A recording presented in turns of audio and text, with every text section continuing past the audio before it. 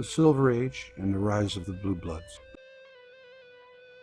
The legacy of the Saturn death cult and its effect on mankind really begins with the priesthoods of the Silver Age and the rise of the nobility, the Bluebloods. Central to the existence of the new Silver Age priesthoods was the belief that what had destroyed the Golden Age could happen again.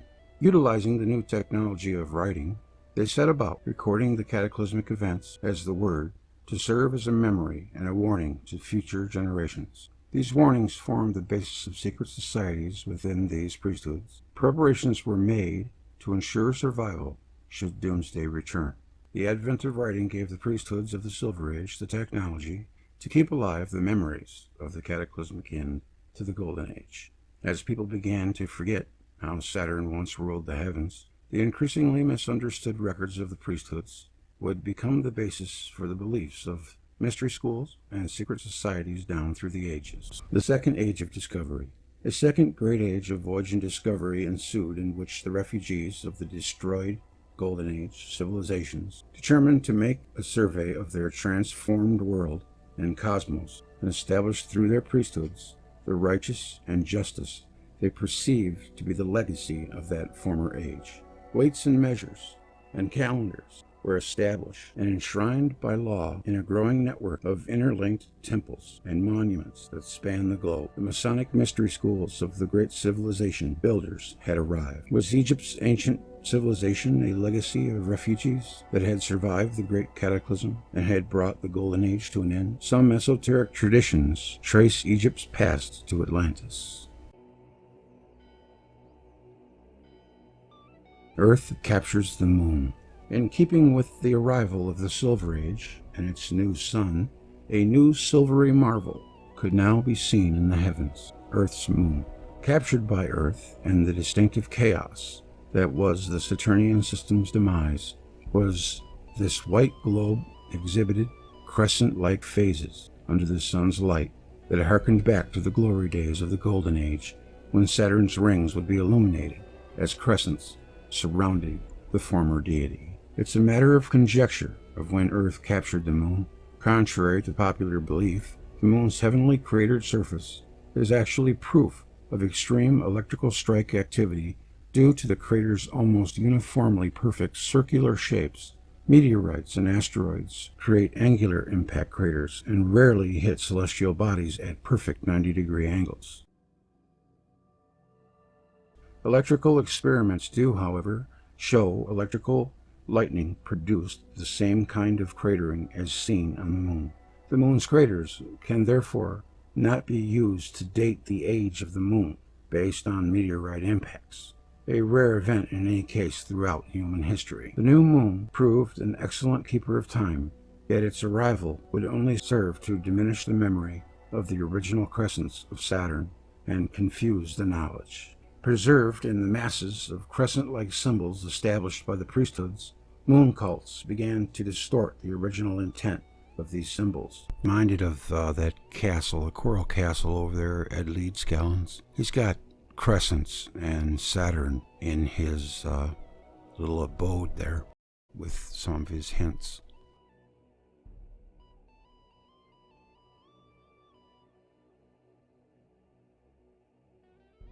And old knowledge gradually gave way under the weight of the new and more confused fertility rituals.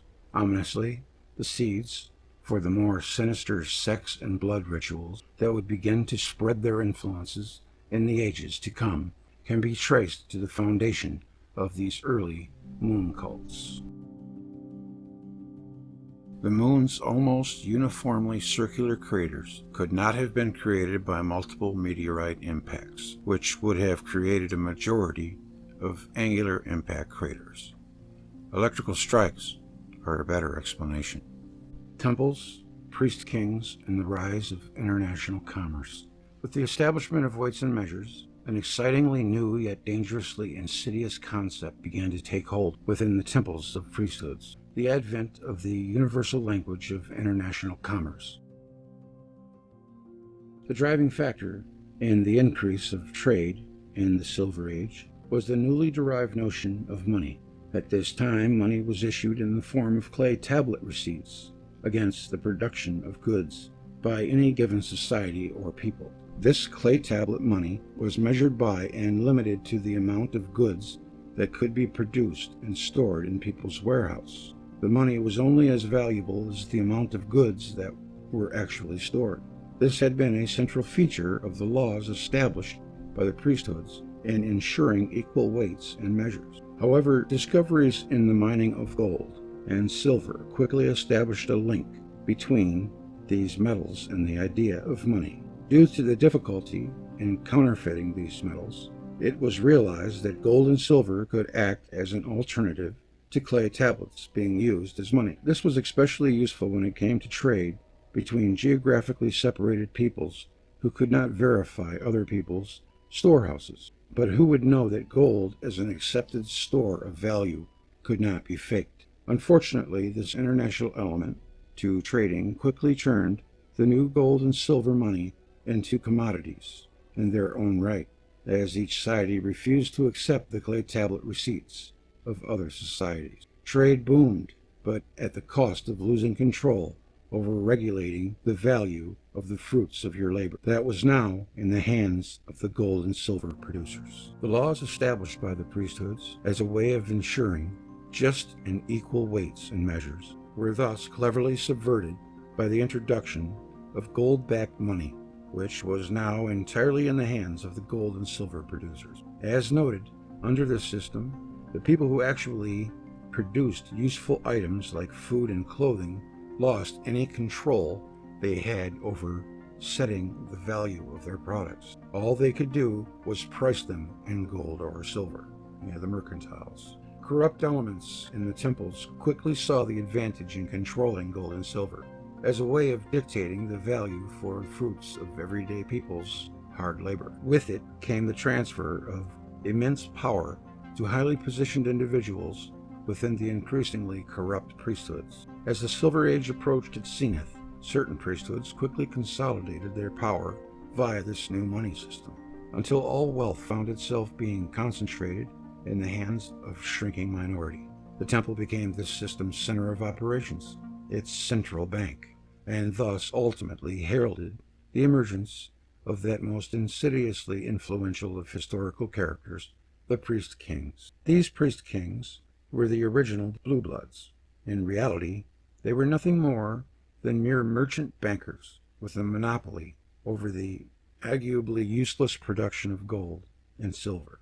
With the emergence of these temple-based banking parasites, the peoples of Earth began to experience a new and most sinister force, debt-based slavery. It was at about this time that some mothers started to notice that some of their children were going missing.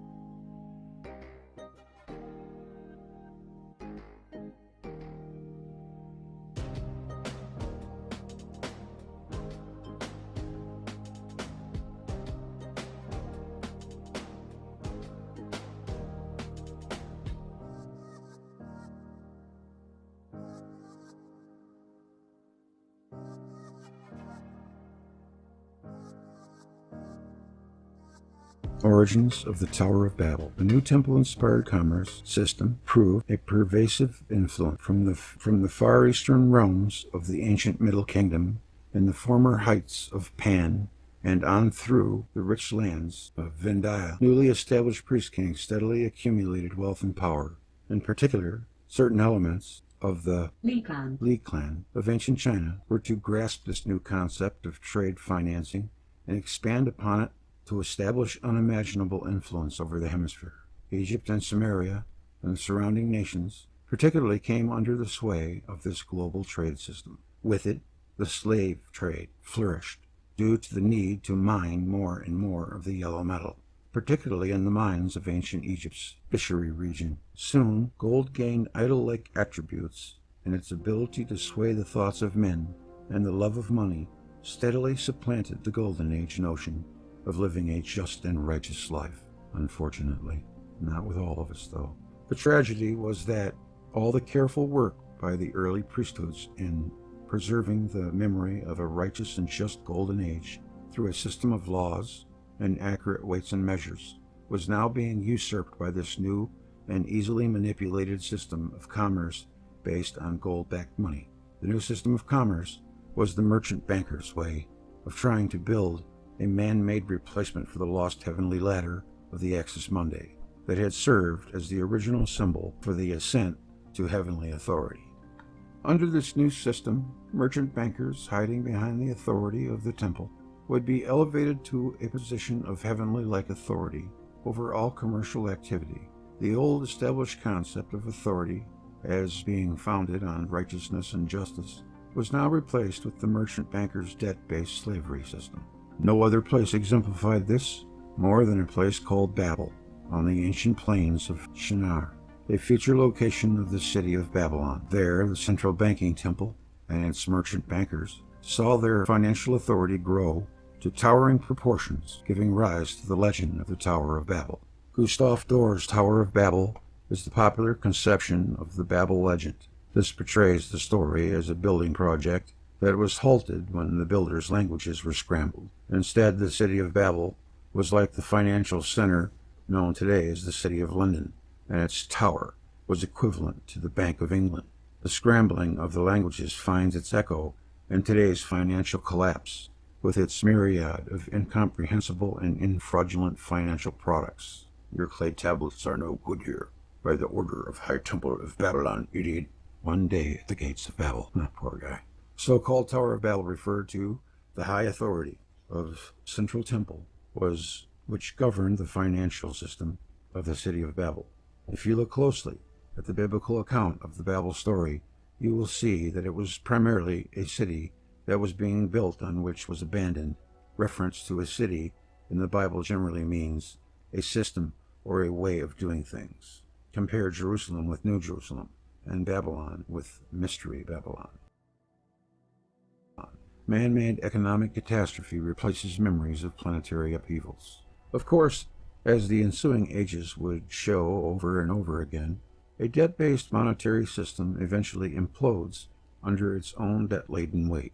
And the higher you build its edifice, the mightier the crash. In an age fresh from multiple cosmic upheavals, the peoples of the earth found themselves experiencing something unique, a man-made global catastrophe in the form of systemic economic meltdown. In this way did the so-called Tower of Babel collapse, and the global economic chaos that followed forced whole nations and peoples to go back to their old diverse languages of commerce and trade. A confusion of different weights and measures now reigned, unsupported by any universal and unifying financial system. The priest-kings were overthrown, and in their place stepped up the men of great renown, the most famous being Nimrod, the mighty hunter. As is always the case, in the wake of an economic collapse, a time of tyrants follows. Nimrod, pictured left, the original tyrant. Note the Venus starburst he's wearing, like a modern wristwatch, except in this case, he knew Venus as Ishtar. Compare Ishtar symbol at right, both images.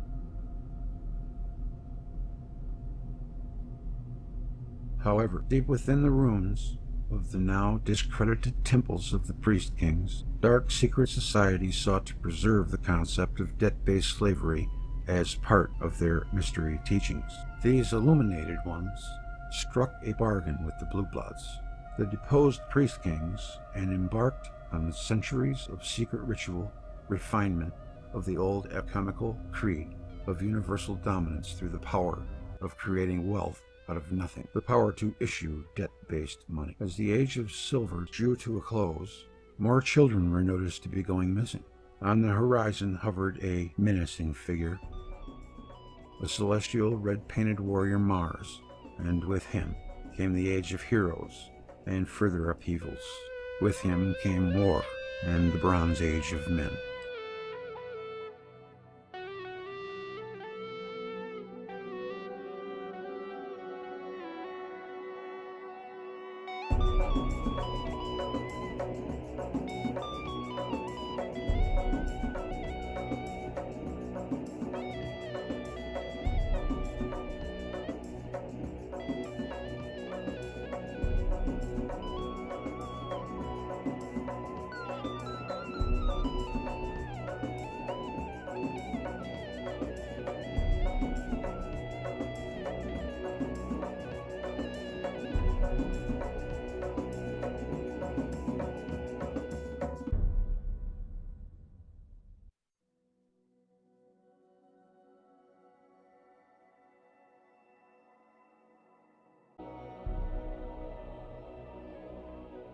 The Bronze Age. Man as God.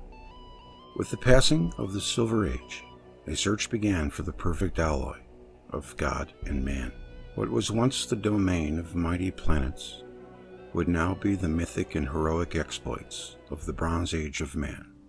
It would be a time when conflict and war would become man's highest expression. A now comparatively calm cosmos presided over the dawn of the Bronze Age man. For the first time, mankind could look up into the heavens and see a sky not unlike what we see today. Complacency regarding the movements of the planets started setting in, and man began to look within himself as a means of defining both the past and the future. The fear of doomsday shifted radically away from meticulous observation of the planets to a fear of bringing doomsday onto oneself via one's own actions. In this way did the world see the rise of demigods, powerful mythical men and women whose destinies were considered independent of the will of whatever gods had gone before. A golden age meant little in an age where men came to believe they could be a king by their own hand.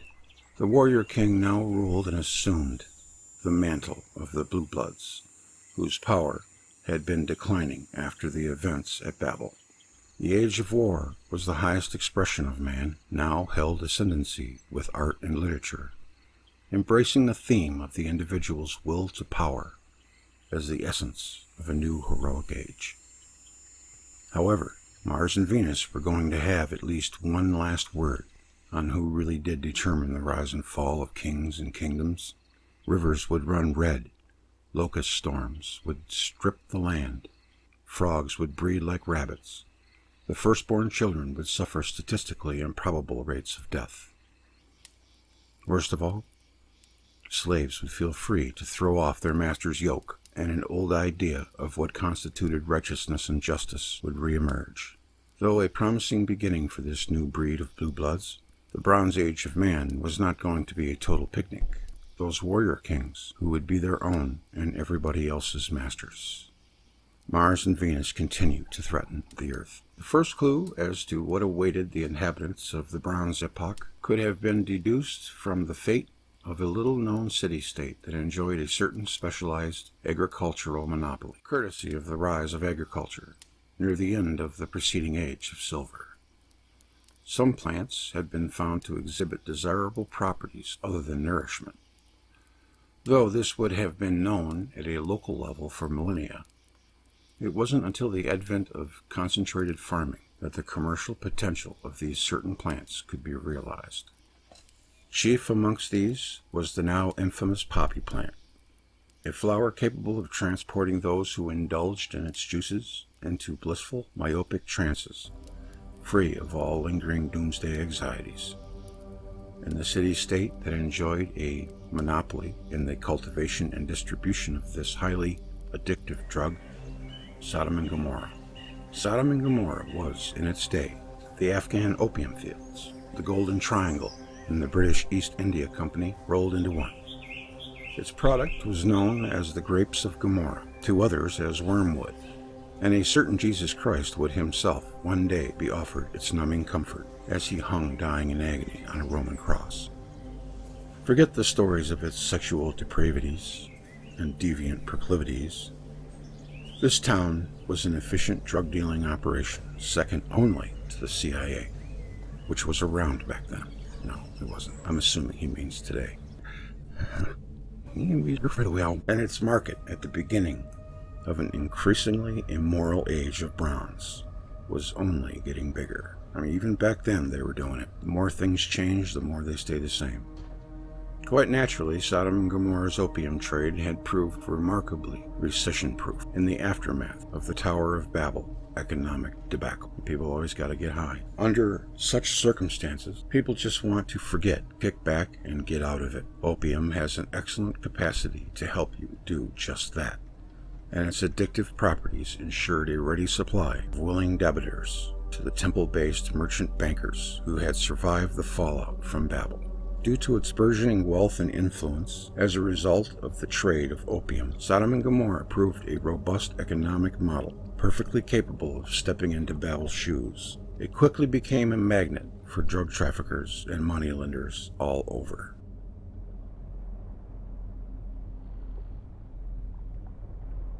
One such trader and his friend, however, would soon find themselves unwilling witnesses to a new onslaught of interplanetary skirmishes, with dire consequences for the now flourishing Sodom and Gomorrah economy, and what would be the beginnings of a series of terrifying reminders of what still was the most potent force in determining the future of mankind.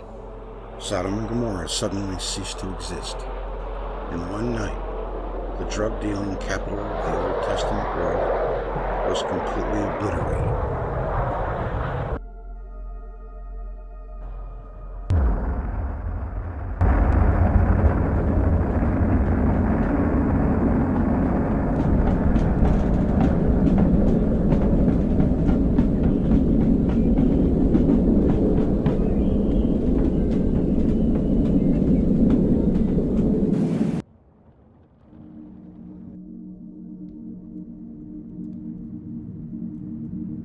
In a way that would haunt kings and paupers alike, and scar forevermore the psyches of those who would do naughty things in public toilets.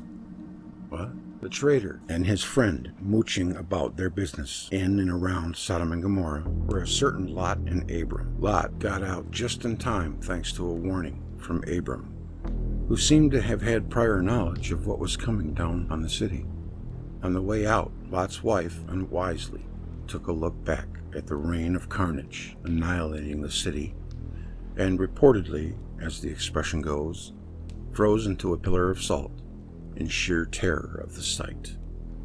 A massive interplanetary arching bolt of plasma vaporizing the Earth at its white-hot point of contact will do that to you. A John Martin painting captures the carnage inflicted on Sodom and Gomorrah. That really happened? I always thought that was just a story. Or maybe it was the spectacle of an out-of-control Mars or Venus unexpectedly looming large in the night sky, while indiscriminately pouring giant electrical flames onto the Earth that did it. In any case, Earth had just been given another reminder that Venus or Mars, I'm not sure which one, for this particular event, still had the capacity to turn up at inconvenient times. The upshot was that Sodom and Gomorrah was gone, and warrior kings the world over now had a whole new set of problems to deal with, least of which was the various people under their control were demanding that they do something about it. But what to do? Enter our friends, the Priest Kings, the original Bluebloods. They had an interesting solution for these warrior king upstarts, a set of sexy rituals designed to placate the angry gods that would consolidate power over the people, except that they weren't sexy at all, because since the end of the Silver Age, these rituals had degenerated into truly frightening ceremonial, complete with the sexual debauching of chicks, followed by their actual agonizing murder. Oh God, that's terrible. It's just wicked and horrible. The Saturn death cult begins. They called it kind of a sex magic within the hidden secret societies and mystery schools from a previous age. The mythologies and legends recorded the actual planetary events of the Golden Age had been distorted into literal humanistic dramas. These dramas were then to be physically reenacted out as ritual by those aspiring to own the legacy of Saturn's power and authority as creator. Under this scenario, you could pick out any number of warped sexual patterns within mythology and turn it into perverted sexual satisfaction masked as ceremony. Old man Saturn takes young Venus as a bride in the myths. So on Earth, the king takes a child, priestess of Aphrodite, and has sex with her. Is the warrior god born of Venus, who rebels against Saturn and ultimately ascends to heaven to have sex with his mother. So warrior kings Been getting any? Only your sister. Well, better my sister than my mom, though my mom's not bad. The warrior kings find themselves doing the same thing in defiance of their fathers. Check out King David's son, Absalom, in the Bible. That's just disgusting.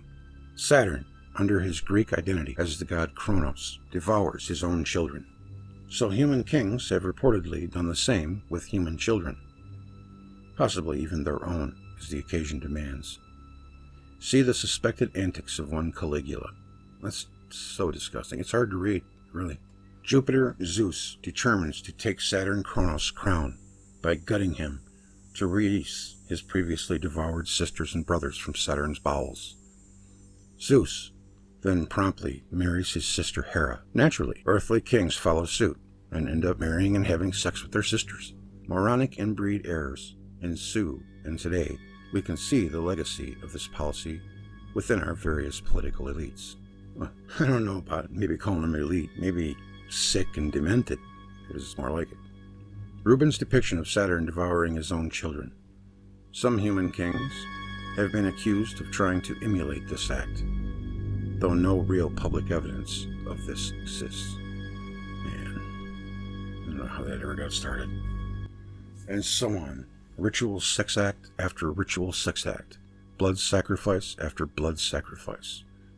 Ritualistic act of cannibalism after ritualistic act of cannibalism. The Silver Age's need to record actual cosmic events as mythic records to ensure doomsday lessons would not be forgotten, was eroded into what became a sex ritual control mechanism. This mechanism could be seen as the first applications of shadow government-sponsored mind control programs. They were designed to reduce once proud warrior kings to the role of sex puppets in an insane attempt to imbue a supposed elite class of people with the authority of Saturn as cosmic lord and creator.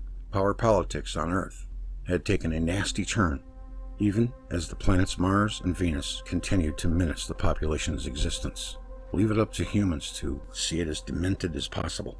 It's almost impossible to contemplate what these Bluebloods were thinking of their belief that disgusted and perverted rituals could alter the physical courses of physical planetary bodies. However, it seems this toxic nonsense was now a worldwide phenomenon. Human sacrifice goes global. In the New World, the elites of the Amerindian nations practiced horrific variations on these same themes on the great stone pyramids and temples still standing there today. Lesser American tribes, complete with their totem representations of the Axis Mundi as backdrops, did the same thing with lesser resources at their disposal. The result was a still very unpleasant experience for their unfortunate victims. These peoples routinely practiced ritualized cannibalism as part of their royal and military etiquette, even up to within recent memory. The Phoenicians were notorious for their child sacrifices, revolting even the hard-bitten Romans by their practices. Even Israelite kings in the Bible repeatedly threw their firstborn into fires in self-serving ritual acts of sacrifice. Why didn't they sacrifice themselves? European pagans indulged in macabre human sacrifices of war prisoners and possible acts of cannibalism to mark cosmic events, while certain African tribes refined painful mutilation ceremonies involving child deaths. Enter the Hebrews. For a more in-depth analysis of the ancient Hebrew experience, see the book Saturn Death Cult. Well, yeah, that's where we're at. However, there was one class of people that didn't necessarily see the raids of Mars and Venus as the acts of gods, but, and here is the subtle difference, they rather viewed such cosmic events as righteous manifestations of the one true God's anger and justice. On its next flyby, Venus was to give these people the impetus to break free from a state of national slavery and establish a nation under a one true God. The exodus of Israel out of Egypt would be marked by yet more cataclysmic events, resulting in multiple falls of once powerful warrior kings in a number of nations, most prominently that of Egypt, the kingdom born out of the arrival of refugees escaping the cataclysm that had sunk Atlantis at the end of the now distant Golden Age. The story of the Israelite exodus out of Egyptian slavery is replete with references to what can only be described as the effects of yet more cosmic interactions between planetary bodies. It's been postulated that the famous 10 plagues of Exodus and the parting of the Red Sea were the physical gravitational effects of a close pass by Venus on its violent and erratic path to its present-day orbit.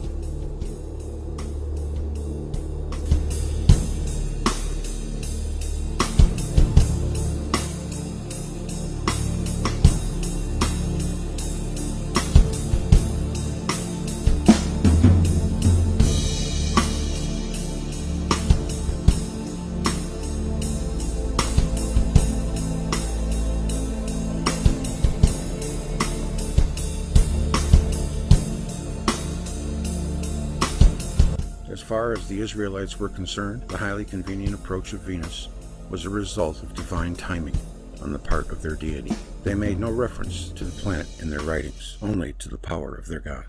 Whatever one's take on the causes of the Exodus, the Israelite interpretation of events marked full-blown revolution in the way people perceived cosmic upheavals as an expression of God or gods.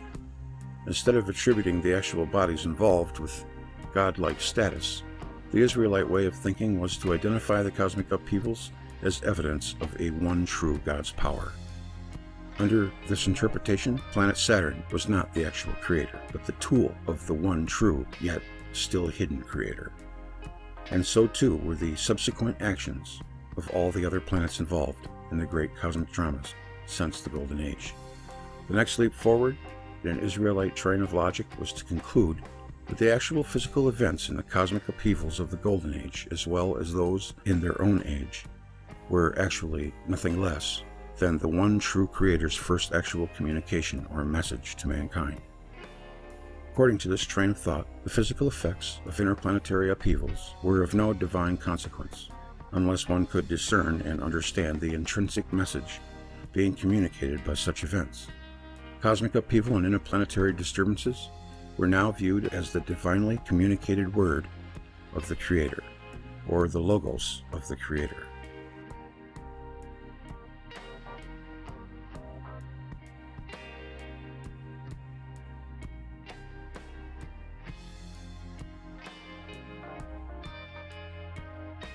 The conclusion was simple and very monotheistic. Work out the message behind a series of essentially natural events, and you were effectively understanding and communicating with the Creator.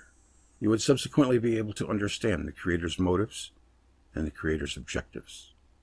Under this methodology, a careful observer of the consequences of the Creator's actions in nature could then proceed with the sure authority that they were acting in the best interests of the Creator's plan for the future of His creation.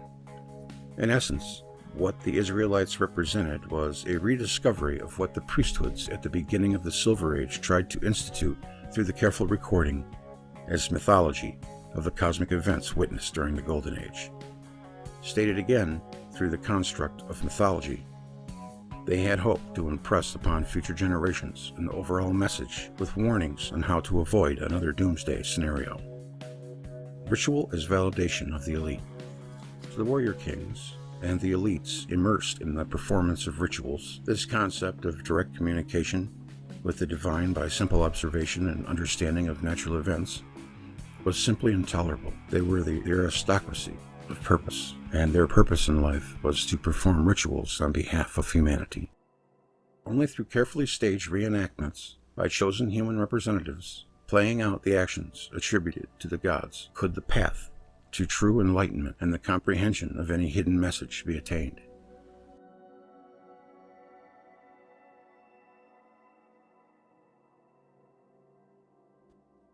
The grander the ritual, the loftier the temple, the more likely you were to experience its hidden message. The expense of this alone meant your average Joseph didn't have a hope in hell of staging a decent ascent to enlightenment. And that's just the way the elite liked it. Enlightenment was not something to be taken lightly, and it certainly shouldn't be available to the great unwashed. You simply could not have a whole nation of people thinking that they were able to make individual judgments based on the simple observation of events or the study of written reports on such events. That would mean everyone would have the potential to understand the motives and plans of the Supreme Creator. Who would be special and elite then? No. Slamming on with ever more complicated and outlandish rituals was the only way to seriously maintain the true path to Golden Age type enlightenment, and the best way to do this was to ensure that every nation adopted the warrior king model of elite government. For and by the elite. Guy in charge was the only acceptable order of nature in the minds of those elites who were, funny enough, the guys in charge. And that's where Israel found itself going wrong. Genocidal campaigns of conquest aside, which is another story. Israel rejects its gods, chooses a warrior king. Israel became corrupted. They took their eye off the ball and looked around to see if there was anything more exciting than the dreary headache of studying the Word. Maybe there was a sexier way of gaining an understanding of the mind of God. Bored with trying to understand God's message within creation, Israel decided it wanted a warrior king of its own to do the understanding for them. It got one, and within about 7 generations, they were ritually sacrificing their firstborn onto the fires of a pathetic bull god named Moloch, the Canaanite Saturn.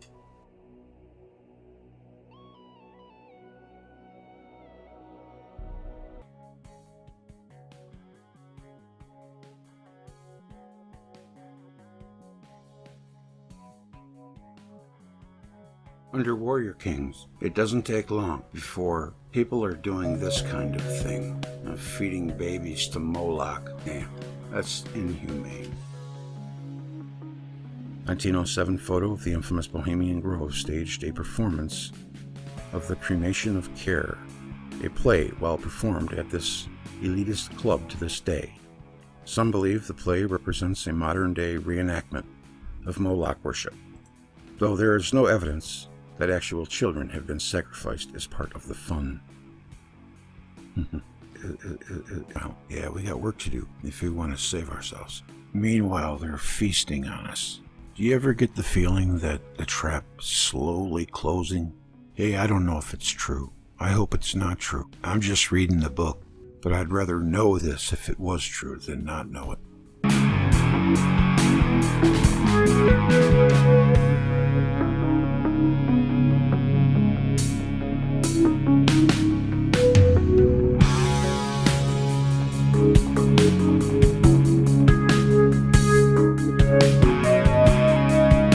Babylon and the Love of Money.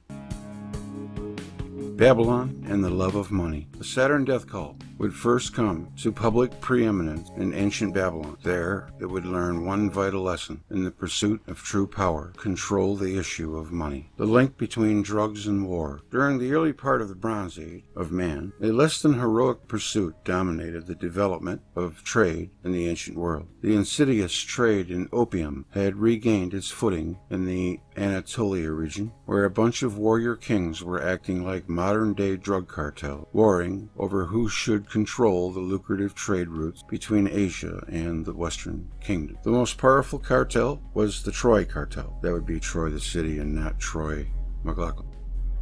But it was being seriously challenged by the upstart Agamemnon cartel. The battle lines were drawn, and the ensuing narco war engulfed the region for the next 10 years. The war only came to an end as a result of another planetary intervention, probably the same one that had allowed the Israelites to get out from under the Egyptians. However, the key development coming out of this conflict were the sudden advancements being made in weapons manufacture. New technologies allowed for greater kill ratio, and certain illuminated ones quickly realized the value in promoting an arms trafficking industry as a means to ensuring ever higher body counts for their ongoing blood sacrifice ritual. The penny had dropped. War as an expression of blood sacrifice was the new trend. An industry started to grow around the concept, with the development of military technology being a feature in the West, while a concentration on the art of war through strategy characterized the Eastern approach. Both resulted in the same thing. People got killed and blood flowed. For the Bluebloods and illuminated ones of the various occult secret societies and mystery schools, everything was now as it should be. The warrior kings were happy. The lawyers and scribes charged with institutionalizing the various rituals were happy. The lawyers, the growing merchant class that was making a comeback after the Babel meltdown, which they always do. The slaves were worked and the people were taxed, and the victims of the seemingly endless rituals sustaining this happy state of affairs. They were neither happy or unhappy. They were dead. One-on-one duels like the one pictured here between Achilles and Hector became passé as far as adherents to the Saturn death cult were concerned. The Saturn death cult had monetary control. Roughly 600 years after the cosmic events at Sodom and Gomorrah, the Exodus, even the sporadic marauding runs by the planets Mars and Venus, seemed to have come to an end, and all seemed well. But something was missing in the greater scheme of things. As far as the illuminated ones were concerned, they were still hankering for a return to the debt-based slavery system of Babel as the core economic model for mankind. A tweaking of strategy had to be carefully considered if they were to have total control over the affairs of man. While war had already been a source of blood-soaked satisfaction for the elite's ritualistic needs, it was an actual promotion of increasingly more contrived and barbaric wars that certain illuminated ones found an answer to killing two birds with one stone. Pun intended. Since the time of the Trojan narco conflict, it had been recognized that the casualties of war could be exploited for ritualistic satisfaction. But to date, capitalizing on these deaths had only been opportunistic at best. The key to a consistent supply of guaranteed bloodshed was to be found in the notion of warfare being an ongoing manufactured-to-order enterprise. And that would require money, is what I'm thinking. As a result, and galvanized into action by promises of expanding material wealth and power, a rash of warrior kings made their first manipulated yet bloody steps towards the concept of empire, carefully selecting dates in accordance with now well-established blood rituals were chosen for them to initiate multiple wars of conquest. Yeah, they do pay attention to the dates and the time and all that. The happy result of these wars, as anticipated by the illuminated powers, was the immense scaling up of their blood sacrifice needs, while their warrior king puppets sank ever deeper into financial debt. Ha ha ha, yes, another soul. Yeah.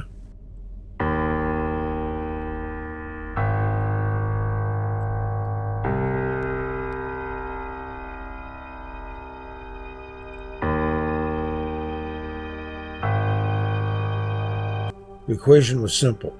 War needs money, and borrowed money to pay for war debts equals debt. Debt equals slavery. If a kingdom could be manipulated into accepting debt, then that would make it a kingdom of slaves. Power to enslave whole kingdoms was in being the one who was owed that debt. However, this was only guaranteed if you controlled the issuance of the money borrowed by the warrior kings in the first place. In the Near East, at a place called the Plains of Dura, some highly positioned and privileged illuminated ones got busy. Babylon, the financial center of the ancient world. This image, by an unknown artist, shows the two real estate projects most associated with Babylon, its hanging gardens and the infamous Tower of Babel. The financial rise of Babylon. The warrior king of a growing city-state called Babylon had recently enjoyed a series of spectacular conquests. Babylon was now an empire, and its own cadre of mystery schools and secret societies held great public influence and renown. Through their overt ritual-based control of the warrior king Nebuchadnezzar, these illuminated ones conspired to erect a golden image that would dominate the plains of Dura. Essentially, this was the world's first financial gold standard, and Dura was Babylon's answer to the modern Federal Reserve System of the United States. Anybody not adhering to this gold standard in matters of trade and commerce within Babylon was to be ruthlessly exterminated by a fiery death.